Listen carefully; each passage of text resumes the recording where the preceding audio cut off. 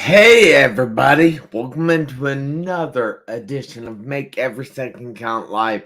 I am your host, Jeff Marconette Jr., the award-winning international Make Every Second Count speaker, and I am so pumped up to be here tonight. This show is all about helping you become the best you that you can be in your life, and I am so honored to be able to help you do that. Now, my background is I was in a severe car accident when I was 17 years old. They told me that I would probably never walk again. And guess what? I'm walking right now. So it's pretty darn amazing. I am here to show you guys that you can do anything you want. Now, tonight I have brought a very, very, very special guest on here. And I ask you if you would please give us all kinds of likes, tag at least 3 people in the comments, and don't forget to keep the comments rolling and invite, because we definitely need a lot of people to hear this. So with no further ado, I would like to bring to the stage Maverick Michael. Hello, Michael. How are you doing? I'm great, man. How are you? Thank you for having me. No problem. I'm glad to have you on here. I see you're in your car. I'm glad you're not driving. Yeah. Yeah, that's pretty awesome. And I have to say, it looks like you have leather seats. So Yeah. I'm that's cool, man. So if you would like to go ahead and tell us a little bit about yourself, like what is your full name, where are you from, what you do, and more importantly, why you do what you do, and then we will go ahead and get into thriving with multiple sclerosis. Great. Yeah. So I am Michael Villines, and I live in Baton Rouge, Louisiana. I don't. And yeah, the real French sounding. And then what I do is I work with people who have autoimmune conditions and others, and I work with them giving them the tools to have confidence for everyday life through diet, mindset, and light and a lifestyle. And I help them achieve their full potential for the reason that God What created them is for. your full name? Lifestyle? Sorry, I hit the wrong button. I was trying to make it viewable by everybody, and I accidentally clicked the wrong button. So I apologize, Michael. No, it's all good. All right, well, it is great to see you tonight, and I am glad that you are on here with us. I'm glad you took the time out of your busy evening to be here with me and my viewers. I really appreciate it because I know you're a busy guy. So, Michael, if you would, all right. So wait, I'm gonna try to do something a little different here. So, what made you want to get involved in helping other people with autoimmune diseases? So in 2018, I was um in 2018 I was diagnosed with multiple sclerosis. And so whenever you get any life-changing news or any major life-changing event happens, like that a lot of the times that can shift your entire perspective. And so I went from day drinking, smoking on the weekends, doing everything that a young person thinks is that's the life, to I ended up changing things around to where I learned about my health, I made shifts in my own self, and then I decided that I knew enough that I could help out other people. So I made a shift, and that's what I started working towards. That's pretty awesome. So what was getting that diagnosis like to you? What did you think? What did you feel? Can you explain that a little bit more to everybody? Yeah, so to give people a little bit of context in case, so whenever you're diagnosed with any autoimmune condition or multiple sclerosis, the doctor walks into the room. He says, "You have multiple sclerosis. Here's a couple treatments that you can take." Majority of the time, the doctor goes, "If you don't take these treatments, you'll end up in a wheelchair." And then maybe he hands you a list, or he goes, "Hey, this is the one I want you to take," walks out the room. So you're just so most of the time you're like, that's it, like that's all I have to do. And so with that, a lot of people, to really heal that, you have to go through something called the grieving process.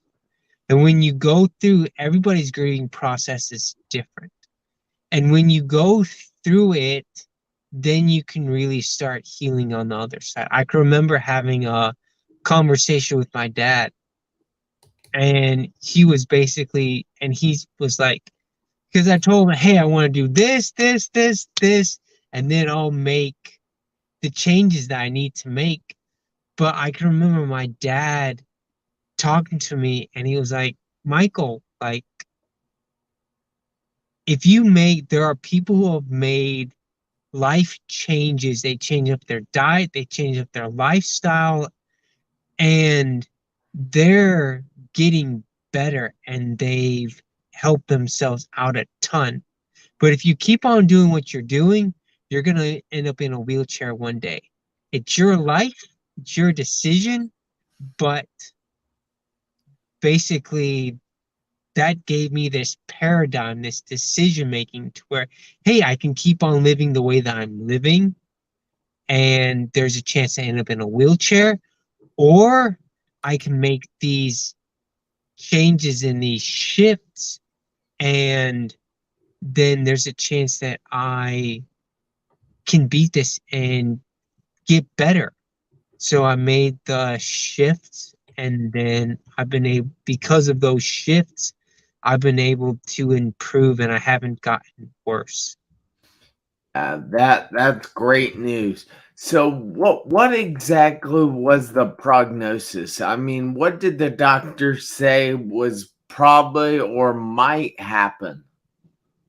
So my doctor didn't really say too much about this could happen or this not happen. It was pretty much come in. I think you have multiple sclerosis. The way that they diagnose you usually is they do a bunch of blood work and MRI looking for lesions on your brain, and then they do a lumbar puncture.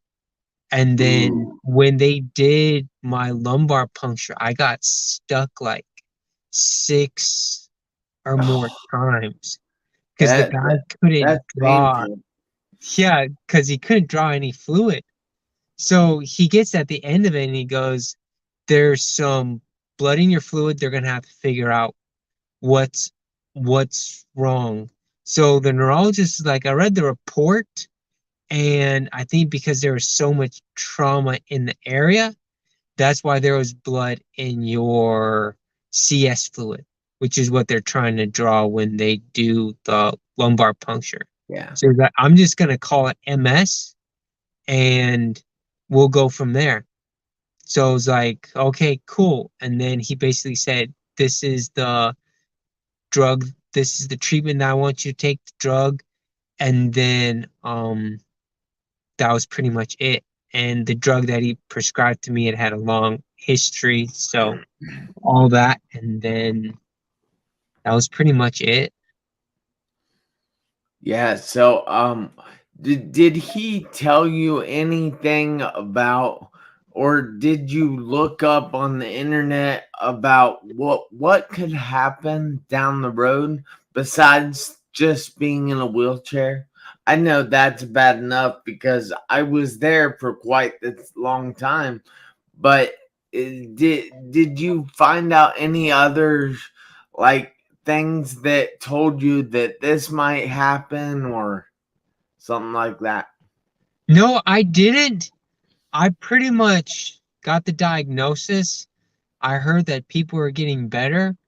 So I was like, okay, like if I stick to a certain path and I do the things that will help my body heal, then I know I'm going to end up somewhere better. I don't know when that's going to happen, but there's a chance that I can improve.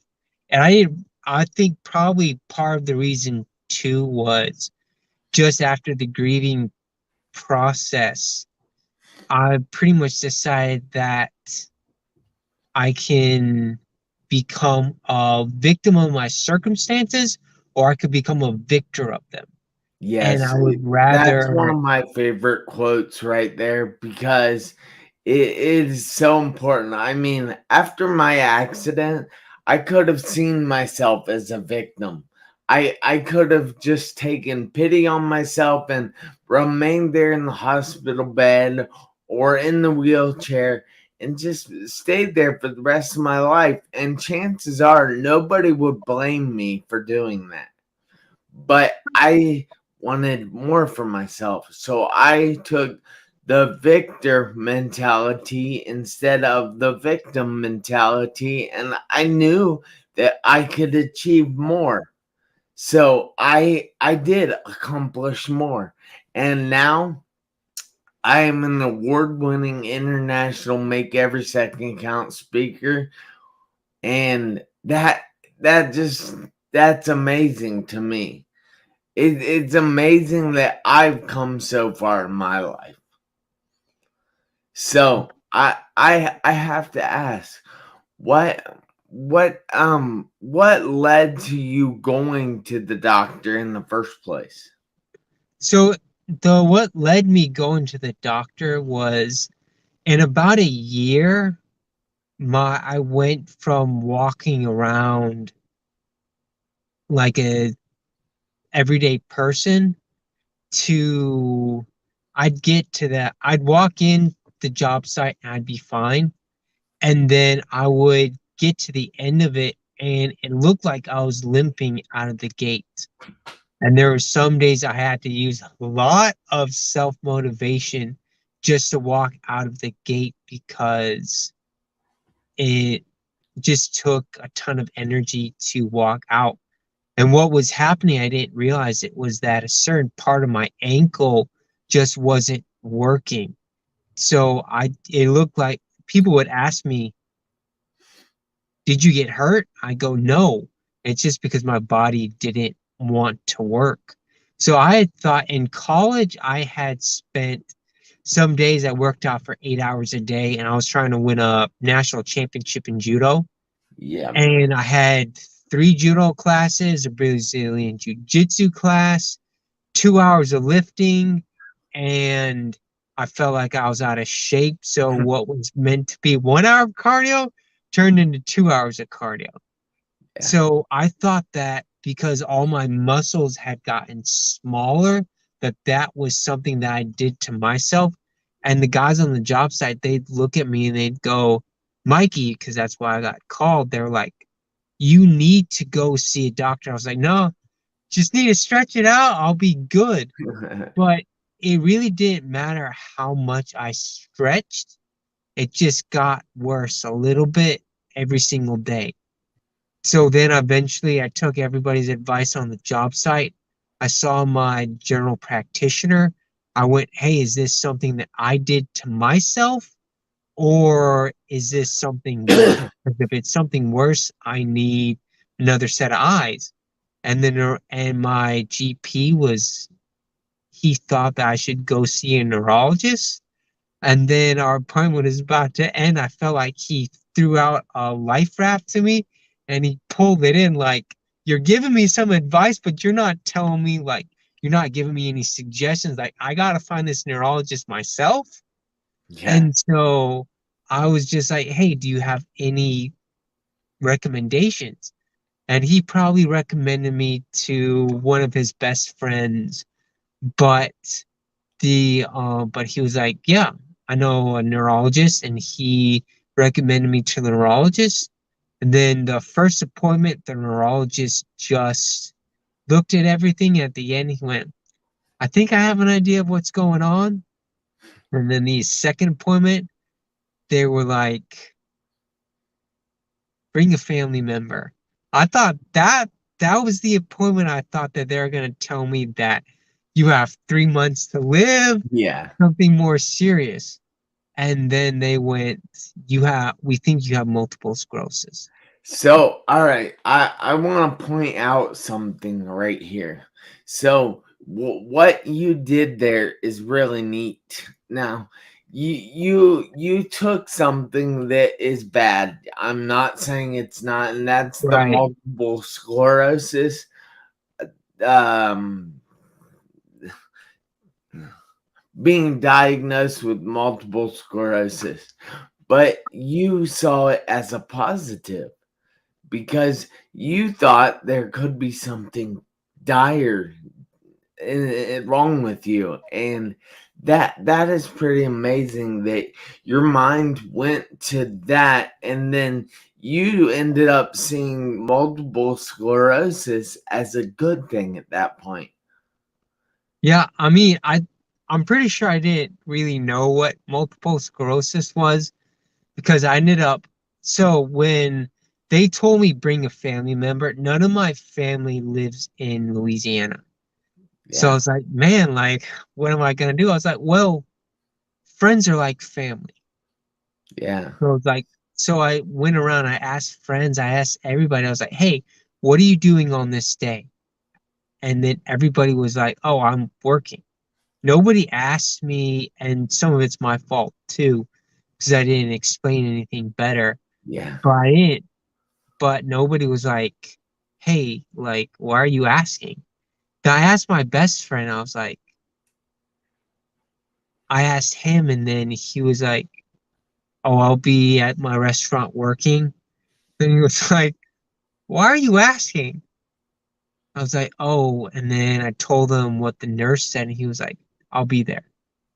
That's good. So, yeah, and he knew more about MS than I did and the different treatments.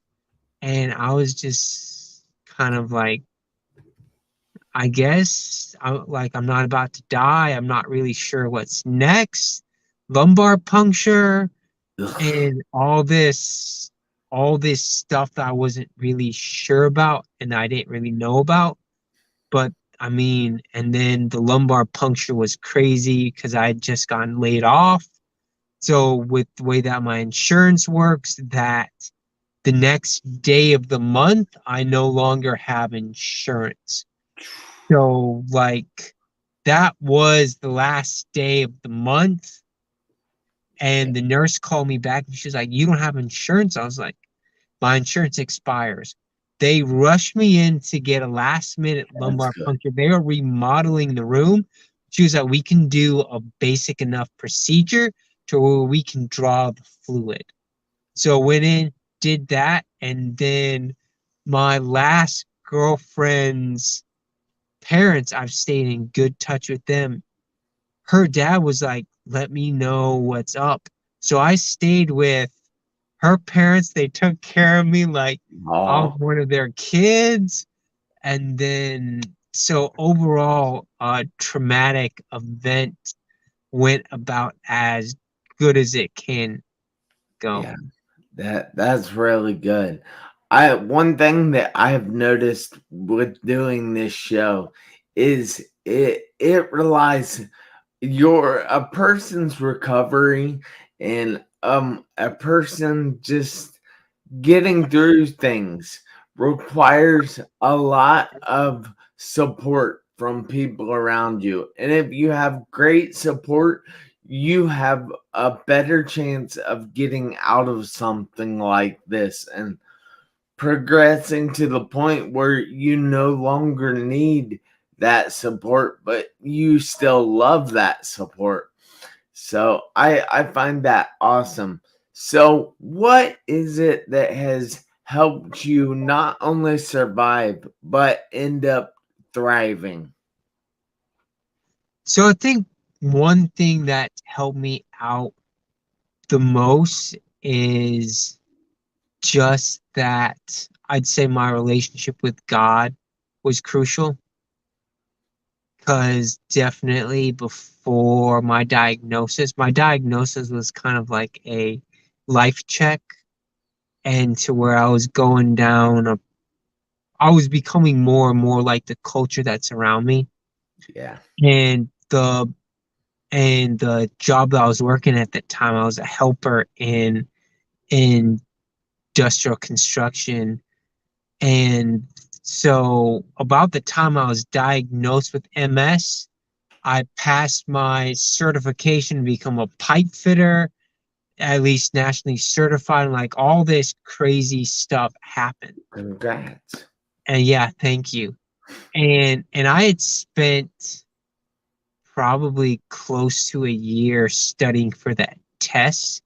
And it took me 3 tries to finally pass, but I Hey, passed it on the last try. but you passed it. Yep. Good job. And so I had all this crazy stuff happening all at once. And then when I was diagnosed, that I was kind of like, oh wow, like I've worked on destroying my relationship with God.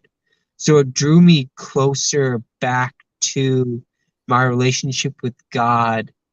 And so that was one of the big things. And probably one of the other crucial, huge things as well was every single day when I woke up and every single night before I went to bed in my free time, I listened to motivational speakers. So I realized that when the world that we're around isn't always positive, and I needed to surround myself with a lot of positive people. I didn't really know a ton of positive people. So I was like, man, where can I find people who are positive? So I was like, YouTube University. It's free. I can type in anything I want. So I was like, every single day, I'm going to listen to motivational speakers and I'm going to brainwash myself into thinking positive thoughts. And the Yeah. moment it stops, then I know that it's done its job and I don't really need it as much. So when I did that, that Tony Robbins talks about that the quickest way to change, that if you go to his date with destiny, Change that your thinking.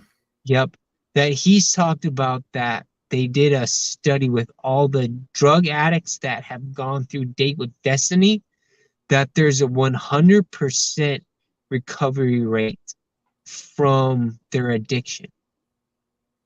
Wow. And I believe that they did that study with Stanford. Wow. And so the thing that they found out is the reason why the recovery is so that it's changed so much and it's made that impact is because when you go to a Tony Robbins event, it's like 12 plus hours of you Yeah. listening to Tony. You're jumping up and down, doing all this crazy stuff. And what he's found is that it's through immersion. That's the reason why they're changing. Yeah. So I didn't realize it, but I did the closest thing that I could do to Yeah. immersion. The reason why you have to do tons and tons of appointments with counselors is because it's only an hour. You're only getting a little bit. So if you don't get hit with something that's extreme all of a sudden, after a while, your brain starts fighting it. So if you Mhm. change a lot over a short period of time, your brain after a while goes, I don't really know if I like this, and it fights it. But if you get stuck in an environment where you're immersed, Yeah. then your brain doesn't really have that option. It just goes along with it. And I took that and bathed in it as much as I could. And So I, would that be something you would suggest to other people that are looking for a change in their life? yeah, it is. And I want to say it took me about 2 or 3 months. But when people go, oh, wow, Michael, you're positive. I think I was a positive person before. But after that, like neural pathways and stuff and all that change, I recommend that to anybody. Like Yeah. that's something that everybody can do is just listen to that for months and get immersed and you'll notice that. And some of it might be sooner. Like if you're bedridden and you can't get anywhere else and you can get in that immersed environment 24/7, you'll change faster. Yeah. That's pretty amazing. Now, I have to ask Michael, is there some way that people can get a hold of you if they want to find out more about what you do, or if you have any other tips or anything? How can people reach out to you? Yeah, so there's two ways. So and both of them's on one platform. So I launched everything on Facebook. Pretty soon I'm going to be working on a website, but my Facebook's just my name, Michael Villines, and then And I'm can you spell that for everybody? yeah, Michael, common spelling, Michael, and Villines, V as in victory, ILLNES. All right, cool. Thank you so much, Michael. I am so honored that you were able to come on here with me tonight. And I need each of you out there, including you, Michael, to do me a favor this week, next week, and for the rest of your life. I need you guys to make every second count. Why? Because you never know when your seconds are going to run out on your one life. Michael, do you have any final words to leave our audience with? So I'd say that for everybody that if you're going through a moment, whatever it is, that everything you go through in life, that it's a chapter. And some chapters are longer than other chapters, like my multiple sclerosis or what you're going through, Jeff. But at some point, that chapter will end. And I believe that it's that my definition of success is living to your full potential for the reason that God created you for. And when you don't do that, I sort of embodied Ed Milet's. Ed Milet has a thought that part of the reason why he pushes so hard is because he he looks at when he dies, he's going to meet this other version of himself. And his big scare is he meets that other version, and that guy goes, this is who you could have been, but you chose to be that person. Look at what could have happened. That's And and I recently had a friend who I haven't seen the results of his court case, who got died, who might have been sentenced to life in jail. And I went to a funeral and the guy's wife went, Richard thought the world of you, and that guy, maybe me and him, we only talked maybe a handful of times, thought, man, if that guy thought the world of me, then what am I doing with my life? That if you don't live up to your full potential, there's another person, this other version of you that you will never become. And there's only one of you.